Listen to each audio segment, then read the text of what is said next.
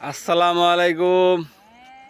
আমরা গতকালকে একটা বিশেষ প্রয়োজনে কাশীনাথপুরে আসি, সেখানে এক রাত থাকি।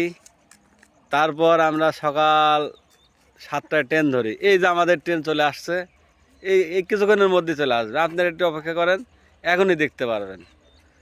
এটা হলো ঢালার চর থেকে পাবনা যাবো আমরা, অবশ্যই এটা চাপায় যাবে। যদি মনে হয় কাশীনাথপুর 7টার সময় চলে আসবেন, পেয়ে যাবেন ট্রেন। এই যে ট্রেন দেখে দেন।